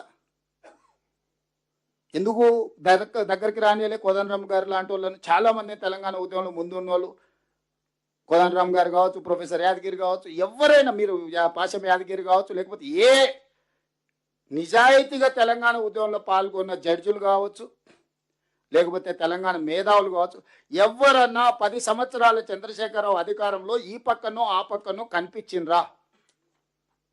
ఎందుకంటే ఆయన ఆలోచన వేరు, ఆయన దృష్టి వేరు, ఆయన చేరుకోవాలనుకుంటున్న మజిలీ వేరు, వీళ్ళందరూ అనుకుంటున్నది వేరు. మరి వాళ్ళిద్దరికి ప్రయాణమే, పడవ ప్రయాణమే పొంతనే లేదు. ఎందుకు రానిస్తాడు? ఆ పడవ ఎందుకు ఎక్కనిస్తాడు?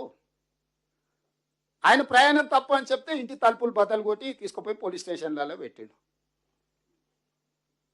ఈరోజు కూడా ఏదైతే వీళ్ళు మాట్లాడుతున్నారో, నేను ఉప ముఖ్యమంత్రి గారు ఉత్తమ్ కుమార్ రెడ్డి గారు మిగతా మంత్రుల అనుమతితోటి ఎప్పుడు చెప్తే అప్పుడు చంద్రశేఖరరావు లెటర్ రాస్తే శాసనసభ పిలిచి చర్చ చేద్దాం, వాస్తవాలు అన్నీ మాట్లాడదాం. మాట్లాడినాక ఒకవేళ అసెంబ్లీలో చంద్రశేఖరరావు గారికి ఎందుకు ఇవ్వాలని చంద్రశేఖరరావు గారు కన్విన్స్ చేసిందంటే 100% చంద్రశేఖరరావు గారికి అప్పచెప్తాం. మొత్తం 3 అప్పచెప్తాం. రాబోయే 3 ఏళ్ళు అప్పచెప్తాం. ఏం చేస్తాడు శని? వారం రోజులు కాదు, కాళేశ్వరం ప్రాజెక్టు ఎల్ఎన్టీని లేకపోతే మిగతా వాళ్ళని కాంట్రాక్టర్లను తీసేసి హోల్సేల్గా మేజర్ కాంట్రాక్టర్ కింద ఈయనని ఇచ్చేసి ఈయన కింద వాళ్ళందరిని అపాయింట్ చేసి మొత్తం ఆయనకే అప్పచెప్తాం. ఉన్నోళ్ళందరినీ 60C కింద టర్మినేట్ చేస్తావా, లేకుంటే ఆయన కింద వాళ్ళని చేసి ఈయన మొత్తాన్ని హెడ్ ఆఫ్ ద కాంట్రాక్టర్గా చేసి వాళ్ళందరూ ఆయన దగ్గర పనిచేసిన వాళ్ళు వాళ్ళే కదా. ఆయన కావాల్సిన వాళ్ళందరినీ పెట్టుకొని దాన్ని ఎట్లా రిస్టోర్ చేస్తాడో చేయమనుండ్రి. ఇప్పుడు నిజంగానే చంద్రశేఖరరావు గారి వాదనలో బలం ఉంటే, చంద్రశేఖరరావు గారు ఏ తప్పు పాల్పడకపోతే, ప్రమాదవశాత్తు ప్రమాదం జరిగితే చంద్రశేఖరరావు గారు సభ ఎప్పుడు కోరుకుంటే అప్పుడు నేను పర్సనల్గా స్పీకర్ గారిని రిక్వెస్ట్ చేసి సభ పెడతా. వారు కోరుకున్న రోజులు, వారు కోరుకున్న రోజు శాసనసభ సమావేశాలు ఏర్పాటు చేస్తాం, శాసన మండలి సమావేశాలు ఏర్పాటు చేస్తాం. చంద్రశేఖరరావు గారికి ప్రత్యేక అనుమతి ఇస్తాం మండలికి. వారు పోయి అక్కడ ఉండి మండలి ఉండే సభ్యులను కూడా, లేకపోతే జాయింట్ సెషన్ పెడతాం ఒకటేసారి. స్పీకర్ గారిని కౌన్సిల్ చైర్మన్ రిక్వెస్ట్ చేసి ఎమ్మెల్సీలు ఎమ్మెల్యేలను జాయింట్ సెషన్ పెట్టి ఈ ప్రాజెక్టు మీద కూలంకషంగా చర్చ చేద్దాం వన్స్ ఫర్ ఆల్. నిజంగానే మా అనుభవంలో ఏమైనా మేము తీసుకునే నిర్ణయాల ఆలస్యం ఉంటే వారిని కన్విన్స్ చేయమనుండ్రి. ఎక్స్పర్ట్స్ని కూడా అలౌ చేద్దాము. అడ్వకేట్ జనరల్ ఇట్లా ఎక్స్పర్ట్స్ని, మనం సబ్జెక్ట్ ఎక్స్పర్ట్స్ని కూడా హౌస్లోకి with speaker permission or council chairman permission మనం అలౌ చేయొచ్చు. ఎక్స్పర్ట్స్ని, అడ్వకేట్ జనరల్ని సభలోకి పిలిచి జాయింట్ సెషన్ ఏర్పాటు చేసి వన్స్ ఫర్ ఆల్ చర్చ చేద్దాం. ఈ ప్రభుత్వం పారదర్శకంగా ఉంది. ఇక్కడ ఉన్న మిత్రులకు నేను స్పష్టంగా చెప్పదలుచుకున్నా, కేసీఆర్ చేసిన తప్పులకు తెలంగాణ ప్రజలకు శిక్ష పడకూడదు. తెలంగాణ ప్రజలు కట్టిన పన్నులు సొమ్ము వృధా కాకూడదు, గోదావరి పాలు కాకూడదు. చాలా ప్రాజెక్టులు కేసీఆర్ కట్టిన వాటిని వినియోగిస్తలేమా? సెక్రటేరియట్ కట్టిన వాడుకుంటూ వదిలేసినామా? తమిళనాడులో అట్లనే కడితే దాన్ని వేరే దానికి ఇచ్చిండ్రు. ఇంకొకటి ఏదన్నా కేసీఆర్ ఏదన్నా చెప్తే ప్రజలకు పనికొచ్చేది ఉంటే షాదీ ముబారక్ అయినా, కళ్యాణ లక్ష్మి అయినా, రైతు బంధు అని ఆయన పెడితే దాన్ని 2000 పెంచి రైతు భరోసా చేసి ఇంకా పెంచి ఇచ్చినాం కదా. ఇది కూడా ఆయన కోసం కట్టుకుంటే మేము ప్రజల కోసం వాడుతూనే ఉన్నాం కదా. దీన్ని ప్రజాపాలన చేసి ప్రజలకు అందరికి అవకాశం ఇచ్చినాం కదా. ఎవరైనా రావచ్చు, ఎవరైనా పోవచ్చు, ఎవరైనా చూడవచ్చు. అయితే సీతక్క దగ్గర లేకపోతే బట్టల దగ్గర షాయద అయిపోవచ్చు. సమయానికి వస్తే భోజనం కూడా పెడతారు వాళ్ళు. ఎవరిని ఈ గేట్లు ఎప్పుడైనా మూసినరా? ఈ డిసెంబర్ 7, 2023 తర్వాత ఎవరైనా వస్తపోతే చూడాలి. ఎప్పుడైనా గేట్ బంద్ అయిందా? ఆ రోజు గద్దరాన్ని వస్తే బయట గంటల కొద్ది ఎండ కూసబెట్టారు. మనం వచ్చిన తర్వాత ఇది ఎప్పుడైనా మూత పడ్డదా? నిత్యాన్నదానం జరిగినట్టు ఇక్కడ అందరూ వచ్చిపోతూనే ఉన్నారు కదా, చిన్నది పెద్దది ఏదున్నా ప్రజలకు ఏ రకంగా వాడుకుని ఆయన ఉద్దేశం ఏ ఉద్దేశంతో కట్టినా ప్రజలకు ఉపయోగపడేది ఉంటే ఆ ఉద్దేశాన్ని మార్చినాం తప్ప వినియోగాన్ని ఆపలేదే. నిజంగానే ఇయ్యాల మేడిగడ్డ అన్నారం సుందిల్లా ప్రజలకు ఉపయోగపడేది ఉంటే రాత్రి మొదలు పోయి కూర్చొని చేపించి వినియోగించే వాళ్ళము. నిజంగా ఏమి చెయ్యలేని నిస్సహాయ పరిస్థితులు ఉన్నాము, అసహనంగా ఉన్నాము, బాధ కోపం కూడా ఉంది. 1,00,000 కోట్లు పెట్టింది, ఇట్లా అయిపోయింది. నేరగళ్ళని శిక్షించలేకపోతున్నాం, దీన్ని వినియోగించలేకపోతున్నాం. అధికారం వచ్చి 30 నెలలు అయింది. ప్రజలందరూ వీళ్ళను ఉరిదీయాలని కోరుకుంటే నియమ నిబంధనలు అడ్డం వస్తున్నాయి అని మేము అనుకుంటున్నాము. కమిషన్ ఇచ్చిన report as where it is మన గవర్నమెంట్ ఆఫ్ ఇండియా సిబిఐకి అంతకుముందు కేంద్ర మంత్రి గారు అన్నారు, మాకు అప్పయ్యపురు 48 గంటలలో అందరిని లోపలేస్తామని. ఎన్ని రోజులు అయింది ఇచ్చి? డేట్ కూడా చెప్తా మళ్ళీ. అదేందుకు ఇంకా ఈ కొంచెం ఆపేది. 2025 జూలై 31 జ్యుడిషియల్ కమిషన్ 645 పేజీల నివేదికను రాష్ట్ర ప్రభుత్వానికి సమర్పించింది. 2025 ఆగస్టు 31 అసెంబ్లీలో ఈ నివేదికపై చర్చ జరిగింది. అదే రోజున మేడిగడ్డ అన్నారం సుందిల బ్యారేజ్ల నిర్మాణంలో అవకతవకలు, అవినీతి ఆరోపణలే విచారణకు సిబిఐకి అప్పగించాం. 2025 సెప్టెంబర్ 1వ తేదీన ఈ కేసును సిబిఐకి అప్పగిస్తూ జీవో నెంబర్ 104 రాష్ట్ర ప్రభుత్వం జారీ చేసి మొత్తం ఇచ్చింది. సెప్టెంబర్ పోయి మళ్ళీ సెప్టెంబర్ రానికి వస్తుంది. మరి ఆ నుంచి బయలుదేరి నడుచుకుంటూ వస్తురేమో మా బటన్ అని అడిగి మళ్ళీ ఏమన్నా ఇచ్చి సిబిఐ అధికారులకు మరి విమానమో బస్సో కారు పంపన్న. మరి నడుచుకుంటూ వస్తే చాలా టైం పట్టేటట్టుంది ఢిల్లీ నుంచి. ఈరోజు ఈ నేపథ్యంలో ఎదురుదాడి చేసి పాత అన్నీ మర్చిపోయినరు, మళ్ళీ కొత్త రాగం తీయాలని కొత్త రాగం ఫస్ట్ పిల్లలతో తీపిస్తున్నాడు. ఇది జర వినసొప్పుకుంటే ఆయన దిగుతాడు, లేకపోతే మళ్ళా రాగం మారుస్తాడు దీన్ని ఇట అట అని. సో స్పష్టంగా ప్రజాభవన్ నుంచి చంద్రశేఖరరావు గారికి సూటిగా నా విజ్ఞప్తి, శాసనసభ శాసన మండలి ఉమ్మడిగా సమావేశాన్ని ఏర్పాటు చేద్దాం. మీరు స్పీకర్ గారికి లేఖ రాయండి, తారీఖు చర్చ జరగాల్సిన ఎన్ని రోజులు. మేము కూడా ప్రభుత్వం నుంచి లేఖ ఇచ్చి చర్చ పెట్టిద్దాం. ఏ మాత్రం కూడా మీ గౌరవానికి, మీ మర్యాదకు, మీ చర్చకు అడ్డు రాకుండా సభను సజావుగా నడిపించే విధంగా మా లెజిస్లేటివ్ అఫేర్స్ మినిస్టర్ మిత్రులు శ్రీధర్ బాబు గారు బాధ్యత తీసుకుంటారు. నేను వారికి సహకరిస్తాను. నేను స్పీకర్ గారిని కూడా విజ్ఞప్తి చేస్తాను, హౌస్ను ఆర్డర్లో పెట్టి చంద్రశేఖరరావు గారు ఏ ఉద్దేశంతో ఏ విధానంతో, స్పీకర్ సార్ కూడా ఇక్కడ ఉన్నారు, వారికి కూడా నేను విజ్ఞప్తి సార్. ఆయన సీనియర్ లెజిస్లేటర్, 10 years చీఫ్ మినిస్టర్గా పనిచేశారు, 9.5 years. ఆయన గౌరవానికి ఆయన మర్యాదకు భంగం కలగకుండా ఎవరైనా భంగం కలిగించేటట్టు వాళ్ళ పట్ల మీరు కఠినంగా చర్యలు తీసుకోండి. వాళ్ళ సభలో నుంచి బయట కూర్చోబెట్టండి. వారు ఏమేమి మాట్లాడతారు మొత్తం చెప్పమని ఉండ్రి. నిజంగానే నిపుణుల కంటే మేధావిగా చంద్రశేఖరరావు గారు ఏదైనా సూచన చేస్తే డెఫినెట్గా ఈ ప్రభుత్వం అడాప్ట్ చేసుకుంటుంది. మాకు కావాల్సిందే అది కదా. ఇన్ని ఎక్స్పర్ట్స్ కమిటీలను, ఇన్ని ఎక్స్పర్ట్ ఏజెన్సీలను ఎందుకు ఎంగేజ్ చేస్తున్నాం? విత్ ఫీ జరిగిన తప్పిదాన్ని సరిదిద్దుకోవడానికి. సరిదిద్దడం ఇంకో పెద్ద తప్పుగా మారింది అనుకో, అది అత్యంత ప్రమాదకరంగా మారుతుంది. సరిదిద్దే ముసుగులో చిన్న తప్పు కంటే ఇంకా పెద్ద తప్పు జరిగిందనంటే నష్టం వస్తుంది. కాబట్టి అందుకే ఎక్స్పర్ట్స్ ఒపీనియన్కి ప్రాధాన్యత ఇస్తున్నాము, అందుకే ఫీజు ఇచ్చి ఎంగేజ్ చేస్తున్నాము, ఉచిత సలహాలు కాకుండా. ఎందుకు మీరు ముందుకు రారు? మీకు బాధ్యత లేదా? మీరు జీతభత్యాలు తీసుకుంటలేరా? మీకు హోదా లేదా? మీకు జీతభత్యాలు ఉన్నాయి, ప్రతిపక్ష నాయకుడు హోదా ఉంది, ప్రజలు మీరు సభకు వచ్చి మాట్లాడాలని చెప్తున్నారు, మేము విజ్ఞప్తి చేస్తున్నాం.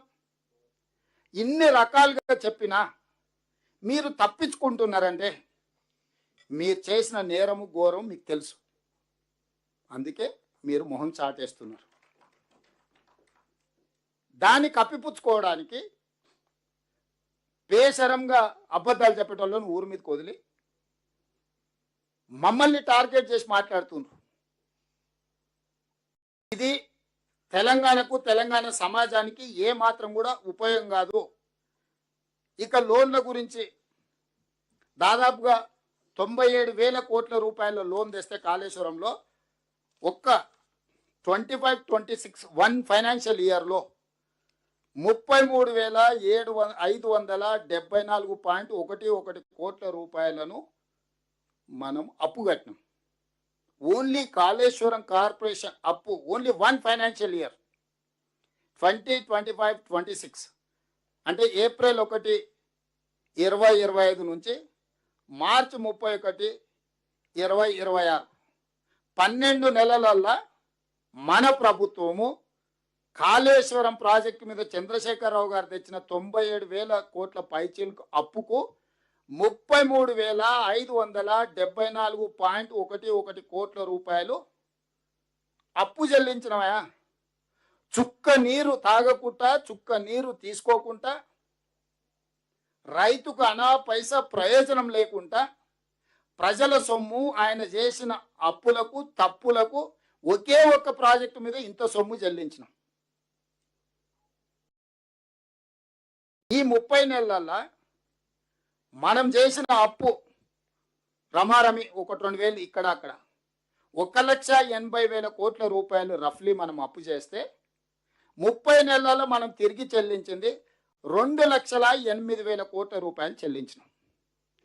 చంద్రశేఖరరావు గారు చేసిన అప్పులకు తప్పులకు మేము మళ్ళీ అప్పులు చేసి దాన్ని అసలు మితి కట్టాల్సి వస్తుంది. 30 నెలల్లో మన తెలంగాణ రాష్ట్ర ప్రభుత్వం ఆన్ అండ్ యావరేజ్ 1,80,000 కోట్ల రూపాయలు అప్పు చేస్తే ఆన్ అండ్ యావరేజ్ ఈ 30 నెలల పరిపాలనలో 2,08,000 కోట్ల రూపాయలు అప్పు చెల్లించినాం. ఇది తెలంగాణ ఫైనాన్షియల్ స్టేటస్. అయినా షాదీ ముబారక్, కళ్యాణ లక్ష్మి, రైతు భరోసా ఏ స్కీమ్ ఆపుకుంటా రేషన్ కార్డులు ఇచ్చినాం. 3,28,28 మంది పేదలకు 6 కిలోల సన్నబియ్యం ఇచ్చినాం. 50 లక్షల మందికి 200 యూనిట్లు ఉచితంగా ఇచ్చినాం. 55 లక్షల కుటుంబానికి 500 రూపాయలకి సిలిండర్ ఇచ్చినాం. 4.5 లక్షల పేదలకు 5 లక్షల రూపాయలు ప్రతి ఇందిరమ్మ ఇల్లుకు ఉచితంగా ఇచ్చినాం. ఇవాళ గ్రామాలలో మీరు దాదాపుగా 9,000 కోట్ల పైచలకు మనం ఈరోజు చెల్లించినాం. రైతు భరోసా సంవత్సరానికి ఎకరాకు 10,000 ఆయన ఇస్తే 2,000 పెంచి సంవత్సరానికి 12,000 కింద 36,000 కోట్ల రూపాయలు ఇప్పటికీ రైతు భరోసా కింద ఈ 30 నెలల మనం ఖర్చు పెట్టినాం. ఉచిత విద్యుత్ 24 గంటలకు ప్రతి సంవత్సరం ప్రతి నెల 1,100 కోట్ల రూపాయలు యావరేజ్గా 30,000 కోట్ల రూపాయలు ప్రభుత్వం తరఫున ఉచిత విద్యుత్కు చెల్లించినాం. 20,617 కోట్ల రూపాయలు 2 లక్షల వరకు రైతు రుణమాఫీ, 25,35,000 మంది రైతులకు రైతు రుణమాఫీ చెల్లించినాం. 8,000 కోట్ల రూపాయలు ప్రభుత్వ ఉద్యోగస్తులకు బకాయిలు పెట్టిపోతే కరెక్ట్ 60 రోజులలో నియమనని 4,000 కోట్లు, 2,000 అంతకుముందు నెలకి 750 కోట్లు ఇచ్చేది. అది కూడా సరిపోతలేదని వాళ్ళు వస్తే మన చర్చల్లో భాగంగా 4,000 కోట్ల రూపాయలు 60 రోజుల్లో ఇచ్చిన వచ్చే నెల 100 రోజుల్లో 6,000 కోట్లు ఇస్తాను. ఇప్పటికీ 4,000 కోట్లు రిటైర్మెంట్ ఎంప్లాయీస్ బెనిఫిట్స్ రిలీజ్ చేసినాం. ఆర్టీసీ నష్టపోయి అమ్ముకొని ఆత్మహత్యలు చేసుకొని ఉంటే ఈరోజు పొన్నం ప్రభాకర్ గారు ఇక్కడనే ఉన్నారు. 1,000 కోట్ల లాభాలకు తీసుకొచ్చినాం. ఈరోజు RTC profit making business 1,000 crores they have made profit. ఆర్టీసీని లాభాల బాట పట్టించినాం. 60,000 కోట్ల రూపాయలు మహిళలకు బ్యాంక్ లింకేజ్ ఇచ్చినాం. 0 వడ్డీ మీద 2,000 కోట్ల రూపాయలు ఆడపిల్లల తరఫున వడ్డీ చెల్లించినాం. బతుకమ్మ చీరలలో కూడా దోపిడీకి పాల్పడితే బ్రహ్మాండమైన చీరలు ఈరోజు ఇందిరమ్మ చీరల్ని మనం పంచిపెట్టినాం. ఆయన ఇచ్చిన పథకాలు అన్నిటికన్నీ కొనసాగించి ఒక్క అవినీతి నాపితే ఇన్ని పథకాలు చేసినాం. ఇన్ని పథకాలు ఈరోజు మీరు ఇంతమంది ఉన్నారు, మీరు ఎవ్వరు మాట్లాడతలేరు. రేషన్ కార్డు ఇవ్వలేదా, సన్నబియ్యం ఇవ్వలేదా, 200 యూనిట్లు ఉచిత కరెంట్ ఇవ్వలేదా, 24 గంటల వ్యవసాయానికి ఉచిత కరెంట్ ఇవ్వలేదా, ఇందిరమ్మ ఇండ్లు ఇవ్వలేదా, ఫీజు రియంబర్స్మెంట్ చేయలేదా, ఆరోగ్యశ్రీ 1 yearలో 2,600 crores ఇచ్చిన Aarogyasri and CM relief fund 500 rupees bonus ఇచ్చినాం. అంతకుముందు ఒడ్లు వండిస్తే ఊరేసుకుంటూ అంటే కనీస మద్దతు ధరతో పాటు 500 రూపాయలు బోనస్ ఇచ్చినాం, 3,000 కోట్లు బోనస్ పే చేసినాం. డైట్ ఛార్జెస్ 40% పెంచినాం, కాస్మెటిక్ ఛార్జెస్ 200% పెంచినాం, బడి పిల్లలకు బ్రేక్ఫాస్ట్ ఇచ్చినాం, లంచ్ క్వాలిటీ పెంచినాం. ఏ స్కీమ్ ఆపినాము?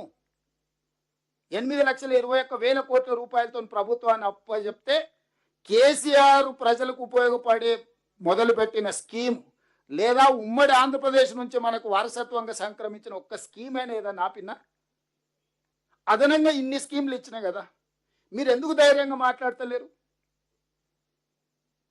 ఎందుకు ఘాటుగా తిప్పికొడతలేము మనం? టెంపుల్స్ కావచ్చు, ఎండోమెంట్స్ కావచ్చు, వెల్ఫేర్ కావచ్చు, డెవలప్మెంట్ కావచ్చు, సుదీర్ఘకాలంగా ఉన్న వర్గీకరణ కావచ్చు, 100 సంవత్సరాల నుంచి వెనుకబడిన కులాల లెక్కలు లేకపోతే లెక్కలు తీసినాం కదా. ఏదైనా ఈ 30 నెలల చెయ్యని పని ఏదన్నా ఉందా? 67 వేల మొత్తం హిస్టరీ తీసుకోండి, ఏ స్టేట్ కానీ ఎగ్జాక్ట్ 15 నెలల 67,618 ప్రభుత్వ ఉద్యోగాలు నియమించిన ప్రభుత్వం ఏదన్నా ఈ దేశంలో ఉందా? వీళ్ళందరూ ప్రభుత్వ ఉద్యోగులు కదా, ఇచ్చినాం కదా. మొత్తం డిపార్ట్మెంట్ వైజ్ అసెంబ్లీలో పెట్టినా రేపు అందరినీ కావాలంటే ఎవరైనా ఛాలెంజ్ చేయమని పరేడ్ గ్రౌండ్లో అందరినీ మొత్తం లెక్క పెట్టి 1 by 1 ఫేషియల్ రికగ్నేషన్ యాప్ పెట్టుంది. మొత్తం ఎంతమంది ఉద్యోగాలు ఇచ్చినో లెక్క తీయాలి. అంతకుముందు ఇన్స్టాల్మెంట్లలో ప్రభుత్వ జీతభత్యాలు ఇచ్చేది, ఇవాళ 1వ తారీఖు నాడు అందరికి ఇస్తున్నాం. ఇప్పుడు కాంట్రాక్ట్ అవుట్ సోర్సింగ్ వాళ్ళు కూడా ప్రభుత్వానికి పనిచేసే ప్రతి వాడికి 5 తారీఖు లోపల ఎట్టి పరిస్థితుల్లో వాళ్ళకి జీతం రావాల్సిందే అని ఈరోజు పని పెట్టుకొని ఎవ్రీ వీక్ మానిటరింగ్ చేసి రిఫార్మ్ చేసుకుంటూ వస్తున్నాయి, క్లీన్ చేసుకుంటూ వస్తున్నాయి.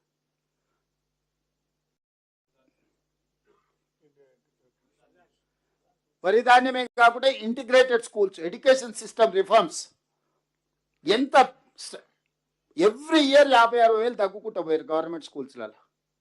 లాస్ట్ 2 నెలల నుంచి లాస్ట్ టైం 50,000, ఈసారి 1,50,000 స్టూడెంట్స్ పెంచారు. ఫస్ట్ టైం గవర్నమెంట్ గ్రాఫిక్లో పెరుగుతుంది గవర్నమెంట్ స్కూల్స్లలో, పిల్లలు నమ్మకంతో జాయిన్ అవుతారు. అన్ని టెంకాయలు కొట్టిపోయిండు, టిమ్స్, నిమ్స్, అల్వాలు, ఎల్బీ నగరు, వరంగల్, ఉస్మానియా అని టెంకాయలు కొట్టుడు తప్ప తట్ట మట్టన్న తీసిండా? అన్ని ఇవాళ మనం కంప్లీట్ అయితే వాడు పోయి ఫోటోలు దిగుతుండు. శిల్పారామంలో ట్యాంక్ బండ్ మీద పోయి ఆ మధ్యలో సెల్ఫీ దిగి సెల్ఫీ డబ్బా కొట్టుకోడు. ఎవడా మీ తాత కట్టినాడు శిల్పారామం. ఇప్పుడు సేమ్ సనత్ నగర్ టిమ్స్ దగ్గర పోయి ఫోటోలు దిగుతున్నాడు సిగ్గు లేకుండా. దేవుడు సిగ్గు ఎట్లా పెట్టలేదో నాకు అర్థం కాలేదు. వాళ్ళ డిక్షనరీలోనే లేనట్టుంది సిగ్గు అని పదం. కుటుంబం మొత్తం సిగ్గు తప్పిపోయారు. ఇప్పుడు కుటుంబానికి మొత్తం తెలంగాణలోని అన్ని కుటుంబాలకు అసలు 5 లక్షల లైఫ్ ఇన్సూరెన్స్ చేయాలని పెట్టుకున్నాం. రేపు ఇందిరమ్మ బర్త్డే రోజు అఫీషియల్లీ కంప్లీట్గా తెలంగాణ రాష్ట్రంలో పుట్టడమే అదృష్టం అనే విధంగా ఈరోజు ప్రతి వాడికి తెలంగాణలో ఉన్న ప్రతి కుటుంబానికి 5 లక్షల రూపాయలు ప్రభుత్వమే ఇన్సూరెన్స్ కడుతుంది. ఎక్కడన్నా దేశంలో ఈ పథకం ఉందా? ఎక్కడన్నా దేశంలో సన్నబియ్యం ఉందా? ఎక్కడన్నా దేశంలో సంవత్సరంలో 67,000 ఉద్యోగాలు ఇచ్చిరా? ఎక్కడన్నా అడిగిన వాళ్ళందరికీ రేషన్ కార్డులు ఇచ్చిందా? ఎక్కడైనా భారతదేశం మొత్తం మీద పేదవాడికి ఇస్తే 5 లక్షల రూపాయలు ఉచితంగా ఇచ్చే పథకం భారతదేశంలో ఎక్కడన్నా ఉందా? నేను ఛాలెంజ్ చేస్తున్నా ఎవరినైనా.